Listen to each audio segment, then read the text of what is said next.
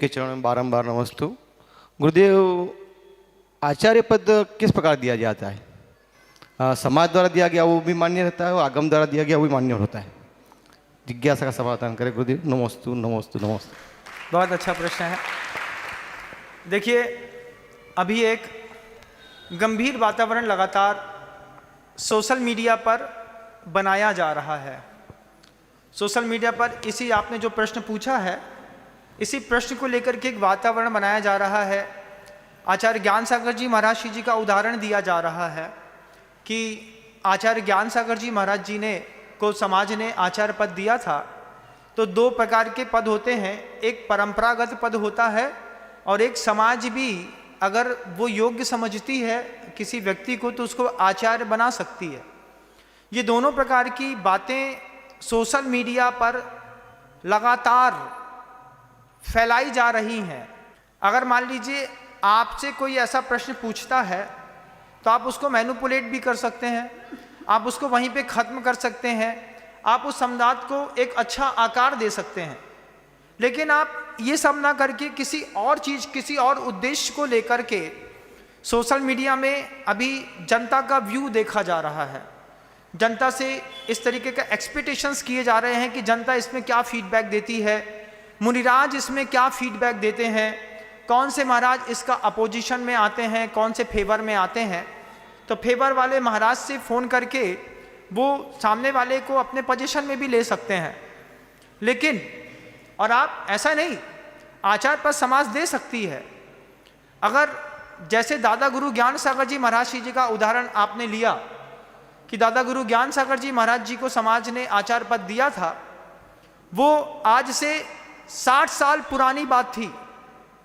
उस वक्त ना इतने प्रौढ़ विद्वान साधु थे, ना इतना ज्ञानवान चरित्रवान बहुत सारे संत दिखाई देते थे। तो एक ही आचार्य के प्रति पूरी समाज की आस्था थी। पहले इतने पंचानक तो नहीं होते थे, एक पंचानक होता था और 300 किलोमीटर तक की जितनी प्रतिमाएं होती थीं एक ही पंचकलनक में आकर के प्रतिष्ठित हो जाती थीं। उसमें बड़े बड़े मुनि आचार्यों का आकर के समावेश हो जाता था। अगर आप पुरानी की तुलना आज से कर रहे हैं और कोई के मन के किसी के मन के अंदर ये विचार आ रहा है, किसी समाज के अंदर भी अगर ये विचार पैदा हो रहा है कि हम इनको आचार्य बना देते हैं, हम इनको आचार्य बना देते हैं, बिल्कुल सरल बात है बंधुओं, आप ऐसा कर सकते हैं। इसको भीड़ कुछ भी निर्णय ले सकती है, भीड़ किसी भी व्यक्ति को आचार्य बना सकती है। लेकिन एक बात की हमेशा आपको ध्यान रखना होगा, इसका दूरगामी परिणाम क्या होगा, ये भी एक बार भीड़ को चिंतन करना पड़ेगा। पहले मैं पूछूंगा कि जो भीड़ लगातार इस बात को आवाज उठा रही है, क्या वह बौद्धिक स्तर पर प्रवीण है, क्या वो विद्वान है, क्या वो सदाचारी है कि किसी भी व्यक्ति के समर्थन से किसी भी व्यक्ति को हम आचार्य बना सकते हैं?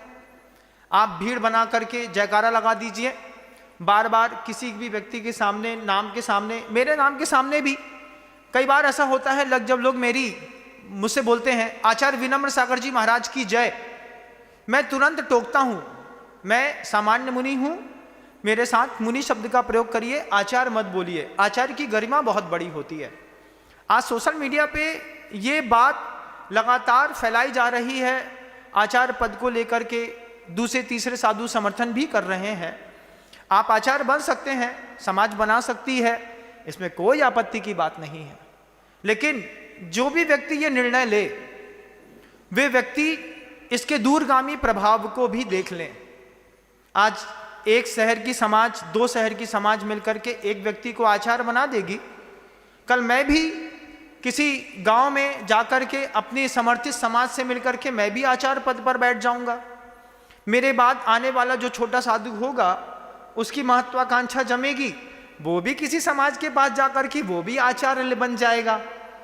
फिर सारे साधु धीरे धीरे करके इसी तरीके को अपना करके आचार्य बनते चले जाएंगे और नजीर देंगे। नजीर क्या देंगे? जब इतने बड़े साधु को आचार्य पद समाज दे सकती है तो हमने भी आचार्य पद समाज से ले लिया।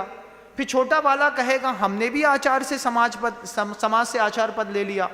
समाज ऐसे एक आचार थोड़ी बनाएगी, फिर एक साथ 50 नए आचार पैदा होंगे अगर समाज ने एक भी आचार बनाने की कोशिश करी तो। इस बात को समाज को बड़ी गंभीरता के साथ सोचना होगा। ये मेरा वीडियो दूर तक जाएगा तो मुझे बहुत अच्छा लगेगा। एक आचार्य थोड़ी बनेगा, आपको क्या लगता है 2 आचार्य बनेंगे बस? किसी और के मन के अंदर कोई महत्वाकांक्षा नहीं होगी। जो भी थोड़ा भी पुण्यवान साधु होगा, जो भी थोड़ा सा विद्वान साधु होगा, जिसकी वक्तव्य शैली अच्छी होगी, जिसका पुण्य अच्छा होगा, जिसको भी 4 फॉलोवर्स मिल जाएंगे, वो भी एक दिन बोलेगा यार जिंदगी बहुत जी ली मुनि बन के, अब हमको भी आचार्य बनवाओ। उसका भक्त कहेगा महाराज हम कवायद करते हैं। कवायद शुरू होगी, अब फलानी समाज दे सकती है मुनि विनम्र सागर जी को आचार्य पद। फिर मेरे नाम का व्हाट्सएप वायरल होगा, फिर मैं भी जनता का व्यू देखूंगा। एक दिन मेरे नाम की घोषणा हो जाएगी, 100, 200, 500, 1000 लोग मेरे नाम का जयकारा लगाने लगेंगे, फिर मैं भी आचार्य हो जाऊंगा। फिर मेरे बाद कोई साधु आएगा, वो भी आचार्य हो जाएगा। क्योंकि महाजना गता स एन पंथा, बड़े रास्ता खोल रहे हैं। अगर किसी भी बड़े ने इस तरीके का रास्ता खोला तो फिर 1 या 2 आचार्य खड़े नहीं होने वाले हैं, फिर एक साथ 25, 30, 40 आचार्य खड़े होंगे। फिर जब ये आचार्य मिलेंगे तो कैसे मिलेंगे? कौन किसकी परिक्रमा करेगा, कौन किसके पैर छुएगा, कौन किसके सिंहासन में अगल बगल बराबरी से बैठेगा कि नीचे बैठेगा, ऐसी 50 विवादास्पद चीजों पे गहन चिंतन पहले कर लीजिए। उसके बाद सोशल मीडिया पर इस चीज की समर्थन की पुष्टि के लिए कार्यक्रम करिए बंधुओं। आपको लगता है, आप मेरे देखते देखते आचार संघ से दीक्षित कितने छोटे छोटे साधु थे, कुछ नहीं समझते थे, वो आचार्य बन गए। आज और भी साधु आचार्य बनेंगे, लेकिन ये बात तय है 1 या 2 आचार्य अब नहीं बनेंगे। अगर समाज ने किसी एक भी साधु को आचार्य बनाने के लिए अपना समर्थन दिया, अगले 6 महीने बाद फिर एक नया आचार्य खड़ा होने वाला है। उसके 6 महीने बाद 2 के बाद तीसरा खड़ा होगा, फिर चौथा खड़ा होगा, फिर 5वां खड़ा होगा, फिर आचार्य ही आचार्य दिखाई देंगे, सामान्य मुनि दिखना दुर्लभ हो जाएगा। आचार्य श्री जी कहते थे सामान्य बनकर के असामान्य कार्य करने वालों की जय जयकार होती है। विशेषण पद पर आफत लगाते हैं, और ये जब पद जो है ना पहले तो अभूतपूर्व लगता है, फिर बाद में इसमें भूत लग जाता है। जब इसमें भूत लगता है तो फिर ये भूतपूर्व हो जाता है। फिर इसका भूत 1-2 को नहीं कई लोगों को पेरता है। तुम जवान साधु को दीक्षा दोगे तो मैं बुड्ढे को दे दूंगा, मैं भी अपने 10, 50, 25, 50 फॉलोवर्स खड़ा कर लूंगा। इस तरीके से मूल गंगा को कोई आगे चल के देख नहीं पाएगा। छोटे छोटे नालियों में और नालों में मूल धारा परिवर्तित हो जाएगी। इसमें आप लोग गहन और गंभीर चिंतन करिए। आप आचार पद किसी को देना चाहते हैं, दे दीजिए। जितने भी श्रेष्ठी हैं वे श्रेष्ठी भी इस पद के बारे में गंभीर चिंतन करें कि समाज जो इस तरीके का हव्वा और हल्ला उड़ाती है, क्या ये हल्ला जैन शासन के लिए शोभा देता है?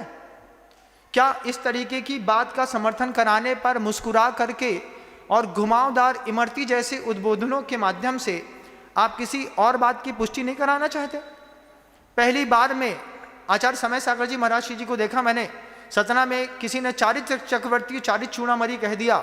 इतने में समय सागर जी महाराज श्री जी ने एक शब्द कहा, मैं अपने गुरु के दिए गए पद से संतुष्ट हूं, कृपया मेरे आगे किसी और प्रकार का विशेषण न लगाया जाए। ये बात आचार्य समय सागर जी महाराज जी ने कही, किसी भी प्रकार का विशेषण मत लगाइए। आप विशेषण लगाना चाहते हैं, विशेषण नहीं होता बंधुओं, नाम के आगे उपसर्ग होता है, और जब वो उपसर्ग फलीभूत होता है तो सहना कठिन होता है। अगर एक आचार्य बनता है समाज के माध्यम से तो ये बात बिल्कुल तय है कि अगले 3 सालों के अंदर आचार्यों की फौज खड़ी हो जाएगी, और 1-2 नहीं, फिर हर पुण्यवान साधु, हर अच्छा प्रखर वक्ता समाज से आचार बनने की कवायद करा लेगा। क्या इससे जिनशासन बहुत ज़्यादा वृद्धिंगत हो जाएगा? क्या ये मार्ग बहुत दृढ़ हो जाएगा? क्या इसकी सुदृढ़ता और बढ़ जाएगी कि इसकी महिमा घट जाएगी? आप सब चिंतन करिएगा। लेकिन ये बात बिल्कुल तय है, अगर समाज ने, किसी भी समाज ने, कितनी भी कद्दावर समाज हो, कितनी भी ताकतवर समाज हो, पैसा वाली समाज होना अलग बात है, और बौद्धिक स्तर पर प्रवीण होने वाली समाज बिल्कुल अलग बात है। आपने, समाज ने एक गलती करी, कदम बढ़ाइए आप देखिए इसके पीछे कितने आचार्य खड़े होते हैं, एक के बाद दूसरा आचार्य अगले 4 महीने में खड़ा होने वाला है। इस तरीके की प्रभावना की जा रही है। इस प्रभावना के बारे में पूरी समाज गंभीर चिंतन करे, बस गंभीर चिंतन करे। मैं सारे साधु परमेष्ठी के चरणों में बारंबार नमस्कार करता हूँ। वे सारे साधु परमेष्ठियों से एक ही बात कहता हूँ कि भगवान आप भी चिंतन करें। अगर इस तरीके से समाज ने किसी को आचार्य पद दिया तो क्या एक आचार्य ही बनेगा? क्या दूसरा नहीं बनेगा? दूसरा भी बनेगा। तो क्या 2 ही बनेंगे? महत्वाकांक्षा और अहंकार किसी तीसरे के पास भी होगा तो वो तीसरा भी आचार्य बनेगा, चौथा भी बनेगा। छोटे छोटे नवनिहाल जो अभी नव दीक्षित मुनि है, ये भी आचार्य बनकर के सिंहासन पर बैठेंगे। सिंहासन की कीमत खत्म हो जाएगी, उसके बाद आचार्य शब्द की कीमत खत्म हो जाएगी। लेकिन उसके बाद भी आचार्य परमेष्ठी गुरुदेव समय सागर जी महाराज अलग दिखाई देते रहेंगे, ये बात बिल्कुल तय है। आप सब विचार करिए बस। मैं, क्योंकि बड़े बड़े गुरु हैं, बड़ी बड़ी ताकत है, उनके पास तीव्र सातिशय पुण्य है, लेकिन सातिशय पुण्य का ये मतलब तो नहीं है कि हम कुछ भी कर लेंगे। एक संयमित और मर्यादित होकर के गुरु के जाने के बाद भी गुरु की भावनाओं के अनुरूप जीवन जीने वाला व्यक्ति ही अपने गुरु की कृपा का पात्र होता है।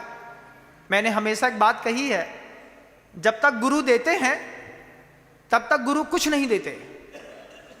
जब तक गुरु देते हैं, जब तक गुरु आपको सिखाते हैं ब्रह्मचारी ऐसा होता है, आगम ऐसा होता है, ग्रंथ ऐसा होता है, मूलाचार ऐसा होता है, विहार ऐसा किया जाता है, प्रवचन ऐसे दिए जाते हैं, जब तक गुरु कुछ सिखाते हैं, जब तक गुरु कुछ देते हैं, तब तक गुरु कुछ नहीं देते।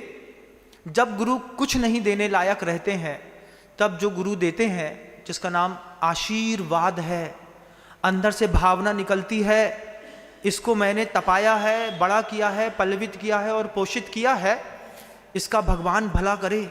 जब वो अंदर से आशीर्वाद देते हैं तब वो चीज की कीमत होती है बंधुओं, ये बात बिल्कुल तय है।